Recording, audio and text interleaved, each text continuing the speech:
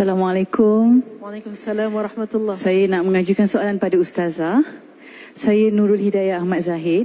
Okey, soalan saya, adakah seorang anak punya hak untuk merajuk dengan seorang ibu kerana seorang anak tu merasakan dirinya dilayan tidak adil, tidak sama rata dengan adik-beradik yang lain?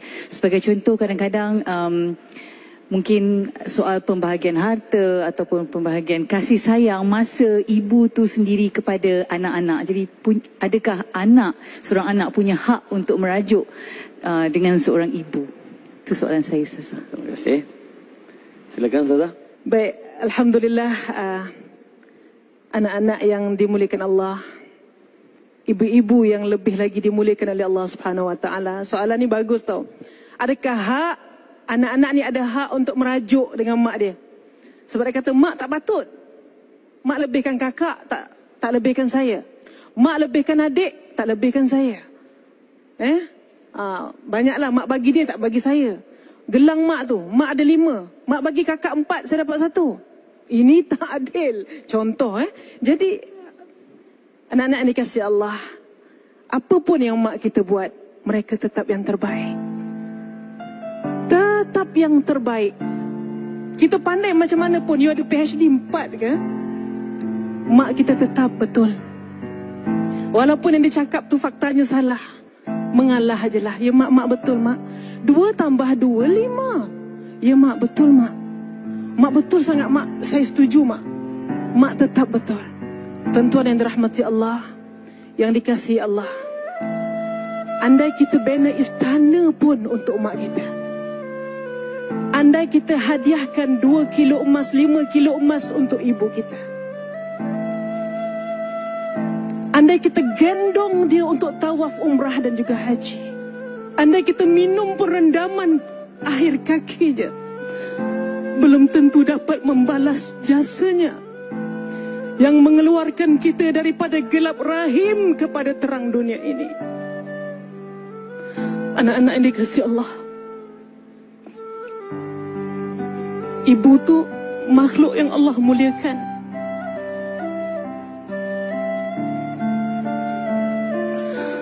Kasih ibu tidak pernah bertalak. Kasih ibu tiada edahnya.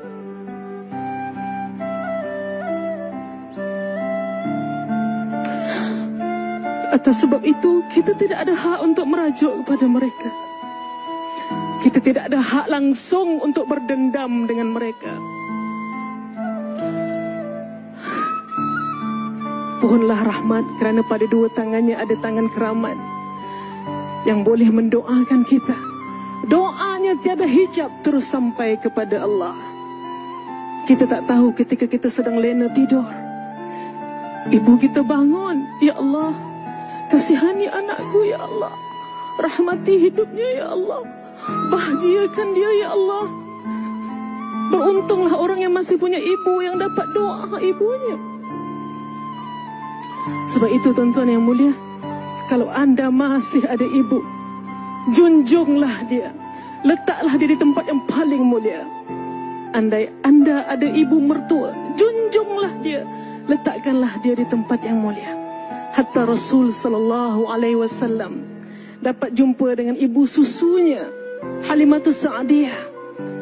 Dibukakan serbannya, dihamparkan serbannya, minta Halimatus Sa'diyah duduk di atas serbannya.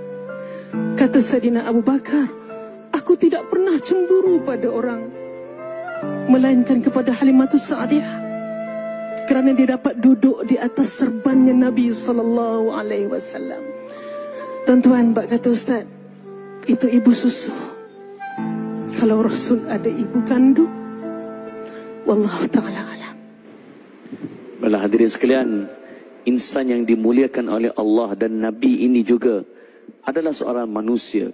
Dan sebagai manusia, Allah SWT menjanjikan setiap yang bernyawa pasti akan merasai maut.